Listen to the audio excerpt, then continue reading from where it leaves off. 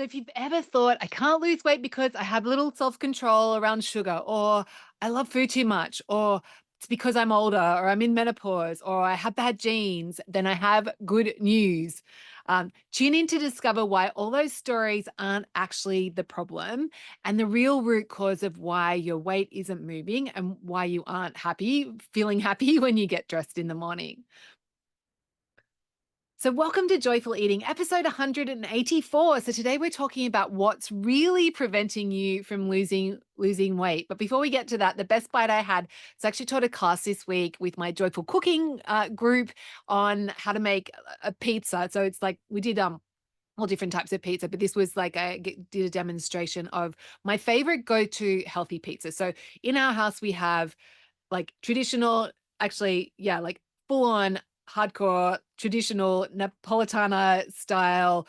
We're using Italian flour and Italian yeast and cooked in the wood fired oven that my Irishman makes. That it has the dough you have to start like 3 days before. So we have that pizza in our house, and then we have my pizza, and so the one that I'm like make most weeks, actually it's a bit of a go-to, is I call it my easy almond pizza. So it's actually using almond meal, so almond flour and eggs to make a base for pizza. And then like you can use whatever pizza toppings. But the one that I made for the class this week, I don't know why, I just had this inspiration to use some tuna on it. And it was it was so good. So it was like fancy tuna out of a jar. And so I just had the base, put a bit of tomato on it, and then the chunks of tuna, and then cheese, and then cooked it in the oven. And then I served it with olives and on top, and rocket arugula, and it was so good. And then actually no, it was pretty good, and but I'd overcooked it a little bit because I was talking so in the class. So it was just a little bit on the dry side. So I just put some miso mayonnaise on top, and it was just like that combo of tuna, mayo, and the kind of bready, almondy pizza base and the olive, like it was business. So yes. So yeah, if you want to check out my easy almond pizza recipe, it's in my free recipe app. So if you go to check out the link in the show notes, and go to my website and download the join my newsletter so that you can download the free app. You can check it out there. Okay. So that was a long intro. Plan for today is I'll share the story behind this episode, and then we're going to um, talk about like why you think you can't lose weight. So all those reasons I mentioned at the beginning, and then why they aren't actually the real root cause reason. And then I will talk to you about what the real reason is, and then how we can approach weight loss from this new perspective where we actually are addressing that root cause. And then then I'm also going to talk about the number one mistake that people make with this new approach. So just so you don't make that newbie mistake as well.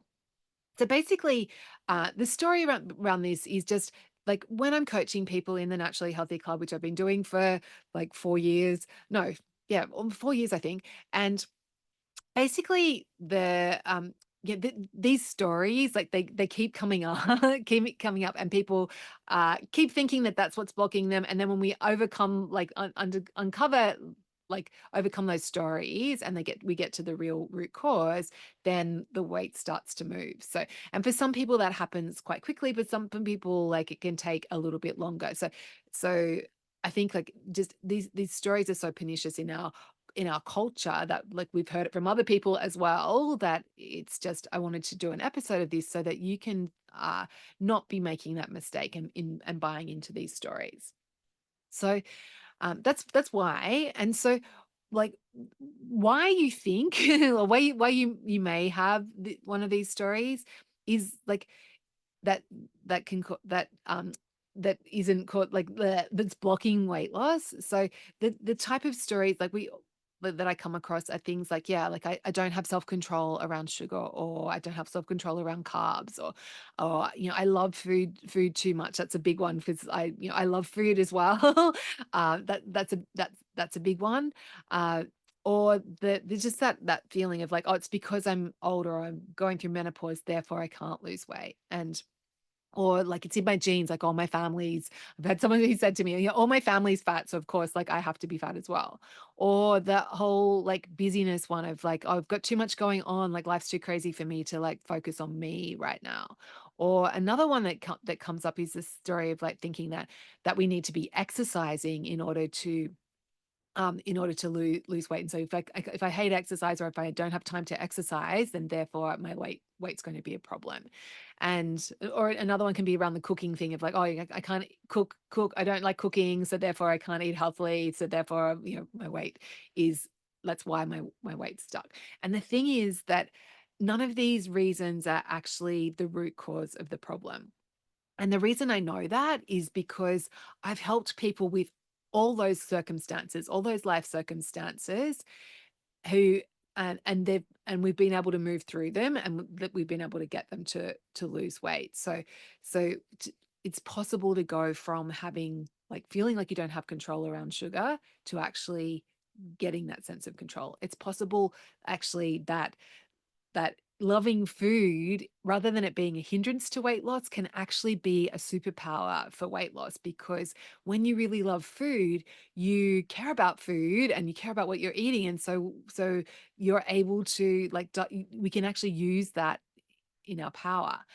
The one about like being too old, like I've got someone in my group who's, I think, I'm not sure her exact age, but she's definitely like late 70s, right? And so it's never like, and she's losing weight. Like it's like, yes, of course it is more challenging as we age, and it's obviously not as easy for everyone, but that doesn't mean it's impossible. And same with the menopause pause thing of like, when we go through that changes, yes, our bodies do change and our response to food changes, but that doesn't mean that we can't lose weight. Because I've helped so many people that are in menopause or going through that perimenopausal transition.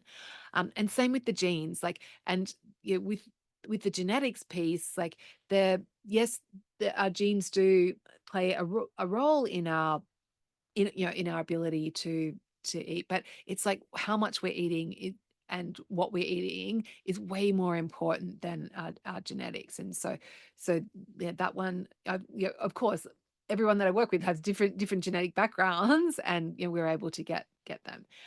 The exercise one, so that's huge. And with that, like, my approach is I actually keep weight loss and exercise completely separate. And because I actually, from personal experience, like when I was younger, or 10 years ago, I ran a marathon in Sydney, and I was thinking of like, I had to do a lot of training, and I was like in the height of my training, I was running like 90 kilometers. It's like, I don't know how many that is in miles, but 60 miles or something a week, right? And I was thinking, of course I'm going to lose weight because I'm doing so much exercise, but no, I didn't, because my body like what was hungry, and I couldn't, like, I tried not to eat anymore, but my body found a way.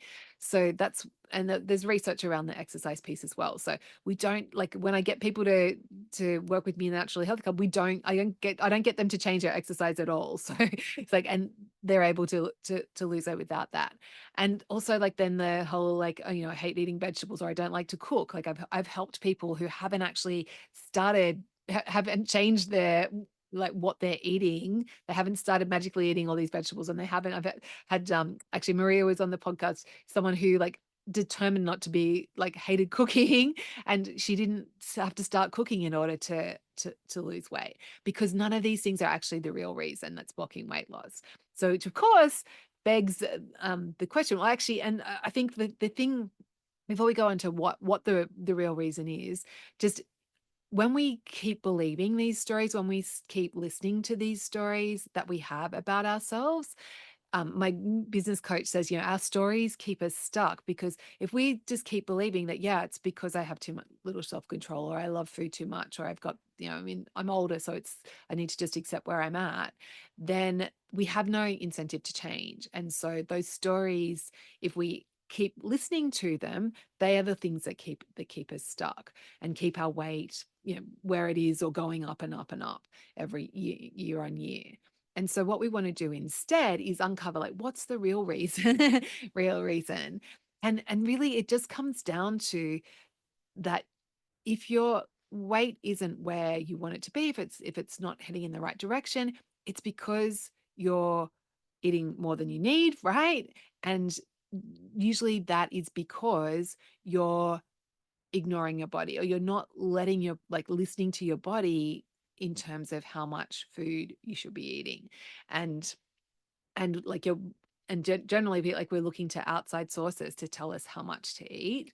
And so that is the real reason. It's just like because we're not listening to our bodies, that causes the weight to be a problem. And so the new way, of course, is to learn how to be intuitive, how to tune in and pay attention to um to like and learn this skill of listening to our bodies so that we eat in balance, so that we eat the right amount of food. And when we're eating the right amount of food, then the weight takes care of itself. And um, and the cool news is that this is actually just a skill. Like it's not some magical mystical power. It's like something that we're actually all born with, but we've been taught to tune it out from like all the dieting messages and for a whole host of reasons. And but the cool thing is that we can learn new skills, or we can relearn skills as well. And I've helped so, so many people with all the different stories that we've gone through that I mentioned previously, learn this skill of listening to their body, and that has helped them like get to this place where they're in control of their weight, where they're like listening to their body, they're eating in balance. They're not denying themselves, they're not restricting, they're not making themselves go hungry, they're eating food that they love, and it works. And this is like what I've done for myself. Like it really has completely changed my life having this skill. And I still blows me away that like something that I used to struggle with for such a long time, where it was like this love-hate thing with food, is now just like just it's peaceful. Yes, it does take a little bit of effort for me to like if I do need to pay attention and tune into my body, but that's all I need to do. And I'm eating in balance, and it's such a good place to be.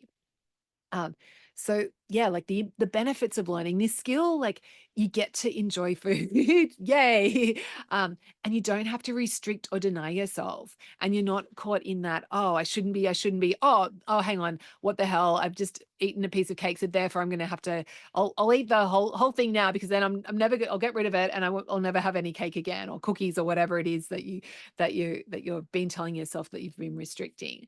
And also like that feeling of like, oh, I need to be hungry all the time in order to lose weight. Like we don't have to do it, torture ourselves in that way. And the other cool thing about this skill of listening to our bodies, it's so awesome because we can do it anywhere. And we can, if we're going traveling, it doesn't matter because we've got taking our bodies with us. Like we can listen to our bodies. If we're going, like I'm going away this weekend to a friend's place, and it's like no stress about worrying about like gaining weight, because like even though I'm going to be out of my normal circumstances and they're going to be cooking and I can't control what they're going to be making, uh, I have no qualms about it. I'm looking forward to it because I know like I can, like whatever they serve up, I'll be able to I'll have it, I'll listen to my body, I'll get the amount right, and it won't be a problem. And so that's it's just so cool because it's like you can take it anywhere. Um, and the other cool thing is like it doesn't take extra time. It doesn't take like, you don't have to be like logging stuff into an app to track. You don't have to be doing all this planning and weighing and measuring or anything. Like it's just like you just eat, and then when you feel satisfied, you stop. And yes, it does require a little bit of effort, but it's like minuscule compared to the things that people put themselves through in order to lose weight. And the other like cool thing about learning this skill is, yes, the weight loss is slow, like compared to when you're doing some bikini body boot camp thing.